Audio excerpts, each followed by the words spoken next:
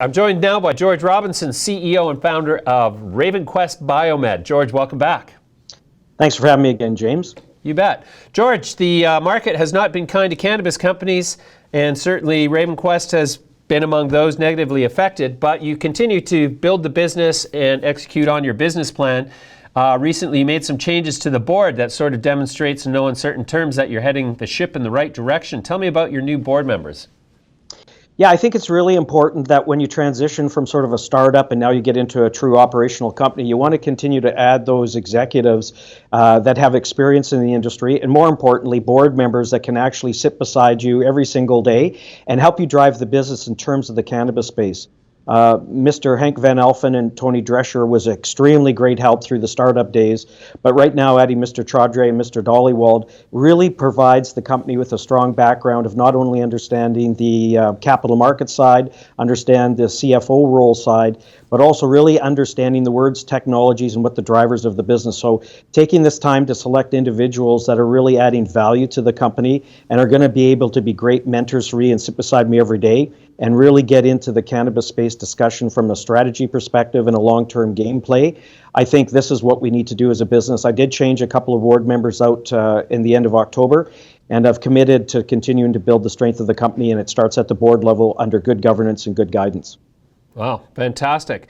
I hear that you've also managed to incorporate some new lighting, which has caused your price per gram of production to go down even further.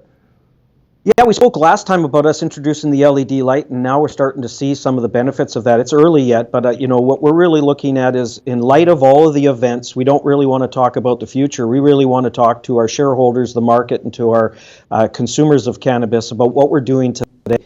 And I think today what we need to do is be very cognizant of the fact that there is a lot of price pressure coming down, and we need to continue to advance what we're doing as a company and making sure that we focus on quality product, but also introducing price reduction in our cost structure. So really right now we've continued to talk to you about a 65 cent per gram into the vault. Right now with the new LEDs, we're sitting right now, it looks like we're in at 57 cents or lower price per gram into the vault. But the cannabis quality stays exactly the same. Precision controlled in an environment where we can control all the elements within the gardens, deliver it in a faster time, but at a lower cost, but maintaining the quality. That's the story that we want to do, and that's the story that we're doing today. You bet. And so how is 2020 shaping up in terms of revenue and profitability? It's looking good.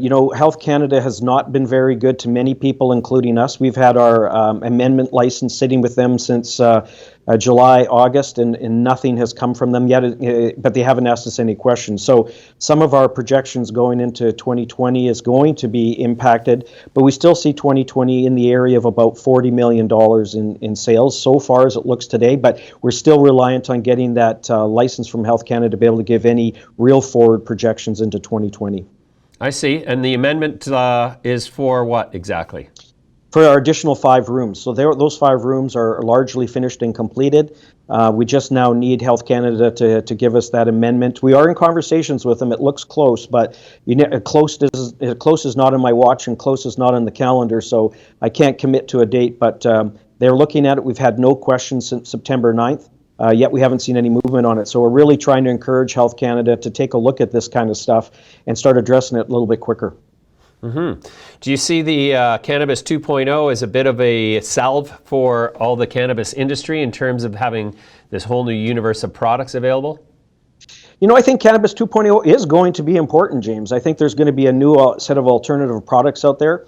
I'm just concerned that the market's going to get initially flooded with a whole bunch of stuff. What's going to move is going to be who got the right product at the right time.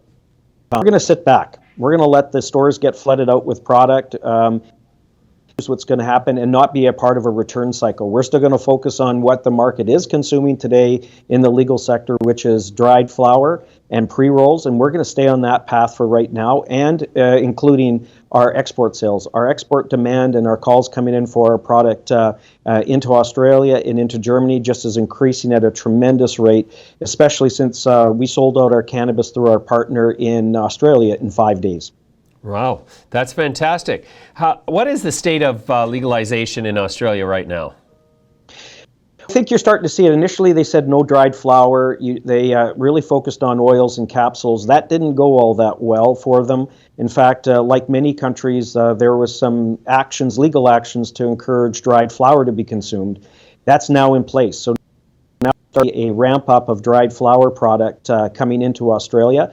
So I see them as a sort of coming back to the way that the social side and the medical side of consuming has always been for many, many years, which is in the dried flower side. Not to discount oils and not to discount any other delivery systems, but still largely today we're having most people consume it through dried flower and pre-rolls. Mm-hmm. All right, that sounds great. What do you anticipate being the most popular among Canadians? Well, I mean, if you take a look at what we're seeing today, even from the black market side, or whatever you call it, the whatever the new word is for today, traditional market or past market, dried flower is still the way to go. But gummies was a very interesting product in the black market, and I still think that it's there. I'm really concerned that what I'm hearing consuming these type of edible products is 10 milligrams just ain't going to do it. So I'm really concerned that if we dump a whole bunch of 10 milligram products into the legal system, are we going to have a lot of people adopting it? Maybe the new consumers might, but you always have to watch. Sometimes you get on a bus when you're on an edible, you don't know how that bus ride's going to finish. So let's just wait to see what the market looks like. I'm going to take some time and stay in the dried flower and pre-rolled business. That sounds great. Okay, so in terms of your cost structure at this point, with the new lighting and everything, so you've sort of developed a trend where your cost of production is going lower and lower, suggesting that your margin is going higher and higher. Is that sort of divergence of those two lines going to continue, where your costs keep going down and your margin improves as a result, or is it going to flatline at some point? No, I think we're always going to continue to find innovative ways to try and take the cost out of the material, cost of the production. We're already doing that in a very real way right now. One of the things that I think we'll see happen if we take a look at a stagnant facility, so we're not adding any more production, I think it will flatten out. But in that manner, we are still taking a look at ways of how do we automate more of the processes? How do we take out the four major costs of production, being labor, electricity, water, and nutrients? How can we do that in the most cost-effective way, but still maintaining the plant quality? So I think if we were to say the stasis of the plant stays the same, I think we'll see something a little less than 57 cents a gram in the future, but it's not going to go much lower than that. I can't see that. And then we can react to the price pressures. But right now we're focusing, as I've said, into Canadian market in a small way, but more importantly into the export market as we see it as the best place to position going forward. Sure. Have you seen or noted in the Canadian market that there's any sort of trend towards lower intensity cannabises?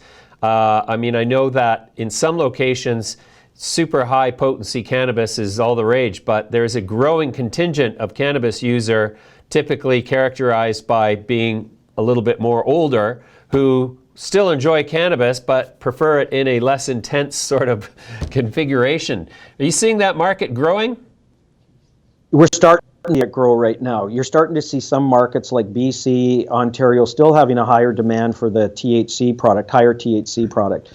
But you can start to see the more and more people coming into the space. As you see in the revenue dollars come up month over month on retail sales, what we're starting to see is more of that one-to-one terpene present products being consumed by people. So as we draw in, maybe not the longer term users, but maybe the new users, they don't want that intense high where maybe they might feel a little bit of weird on the experience.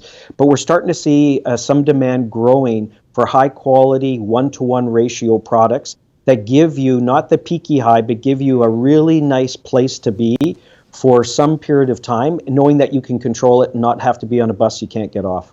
Right. All right, George, that's fantastic. We'll leave it there for now and come back to you again soon. Thanks for joining me again today. Always great to be here.